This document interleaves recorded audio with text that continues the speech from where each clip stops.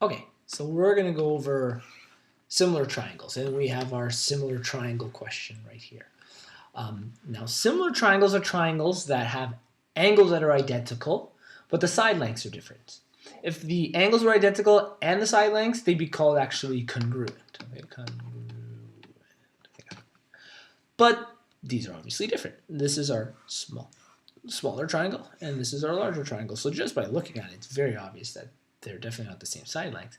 Now, because they're within the same angles here, these are actually similar triangles. And we could use some angle rules to prove it. First of all, we know that these two are 90, and this is the same angle in both the small triangle, right? This is the small triangle, and in the big triangle. So by that, we already have two of them, which means this and this must be identical. And assuming that these are parallel lines, through your angle rules, these are identical. Okay, so we've proved they're similar triangles. We didn't really need to, but it's good to do. So what that means is similar triangles have a ratio. Okay, and here's your side AB.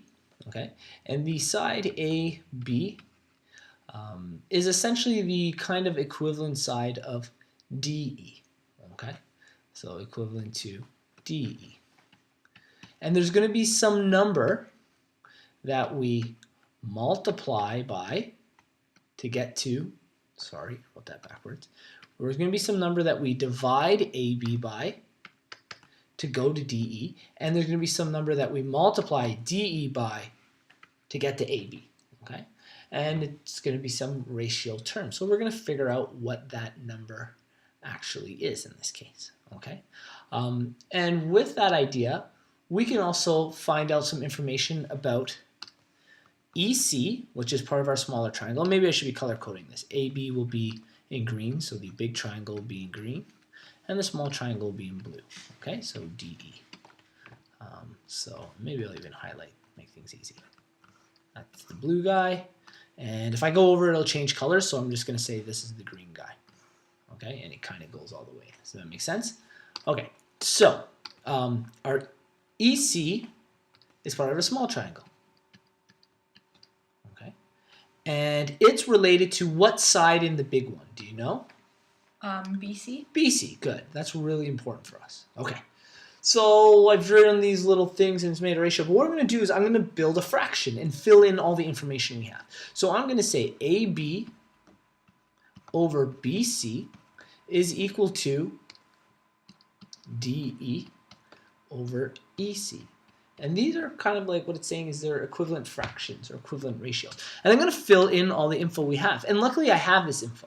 Like EC, I have a value. It's 5. BE, sorry, that's a D. I was wondering why that looks so funny. DE, we have a value. It's 3. So I can fill in a number for DE and EC. AB, we got a number. BC, we don't. It's kind of unknown to us. And technically, there is one other side, DC and AC. But I don't have info on either of them, so they're not going to really help our cause right now. Technically, I could figure this out using Pythagorean's theorem with this stuff here. But again, it's not going to help us for what we need to know right now. Our unknown is on the bottom here, X, so we probably want to be working with our base. So let's fill in all of our information. Okay. AB is 11. BC is BC, we don't know, is equal to DE, DE, which is 3, divided by EC, which is 5. Great. So what we want to figure out is how do I go from 11 to 3, or how do I go from 3 to 11? Okay. Both will give us a lot of information. It'll help us out quite a bit. Since we need to find BC, and we have this side, the number 5, which relates to it, we really want to know how to go from the small triangle to the big triangle. So we want to multiply. We want to know how to get from 3 to 11. And what we can do, that kind of takes us back to this idea of our AB and our DE being equal sides. What we're going to do is I'm going to take the number 11, and we're going to divide it by 3. Okay, 11 divided by 3. And this is going to give us our ratio. And it's going to be, what do they give us? 3.6667. So it's a tough number, right? 3.66. Technically, it's repeated. That's why they just rounded to a 7 here. Another way you could look at this. So this 3.6 repeated is important because what it means is to go from 3 to the number 11, we have to multiply by 3.6 repeated. Okay? Well, that's good because what that also means is to go from EC to BC, we have to multiply by 3.6 repeated. Okay? So we're going to take this 5, we're going to multiply it by 3.6 repeated, and it's going to give us our BC. So we'll kind of put it in our calculator here. That number, so I'm going to take my answer from before and multiply it. Luckily, my calculator saves them by 5. And what do we get? 18.3 repeated. So I'm going to say 18.3 approximately. So BC equals 18.3. Great info for us. That means from here to here is 18.3, and I'll move that other stuff out of the way so it doesn't look too confusing, right? So that's great. We've got some info. Has it helped us solve for x yet? No. No, it hasn't. But it does tell me what the total distance across here is, and the part that's not x. How can I use this information to solve for x? Subtract it. Yeah, that's right. So in other words, BE is equal to BC subtract EC, which is really confusing. So let's just take the numbers instead of writing all those letters out, right? So we know that our x is equal to 18.3. Subtract what number? 5.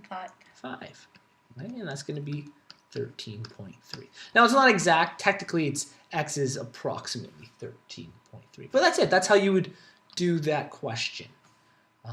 And just to kind of clarify this here, because we didn't finish talking about it, BC is 18.3. So what this is building, and I'll write this part in black, is an equivalent ratio. 11 over 18.3 is equal to 3 over 5, right? 3 over 5 is about 60%. And remember, this is 18.3333, right? So if I put in my calculator, 3 divide 5, 60. 18, whoops, wrong one. Let's start with 11. Okay, clear. 11 divide 18 point, and a whole bunch of 3s. Let's see how close it gets. Yeah, 0.6. So they're the same. So I know the idea of dividing 11 and 3, which are in separate triangles but corresponding sides. It sounds or looks counterintuitive to the ratio we set up. But all I'm trying to say is this ratio is equal to this ratio, and the ratio is 0.6. Okay? But what's important is how do I go from 3 to 11? Think of it like when you're building equivalent fractions. Say I have 2 over 4. What does that make over 2? Well, I know that 4 divided by 2 makes 2, so 2 divided by 2 makes 1. So 2 over 4 equals 1 over 2. That's the same idea. We're talking about these numbers up here, what we're dividing and multiplying by. And this is the really important number, that 3.66. That's what's really important. That's the ratio between the two triangles. You can multiply by it to go up or divide by it to go down. Okay?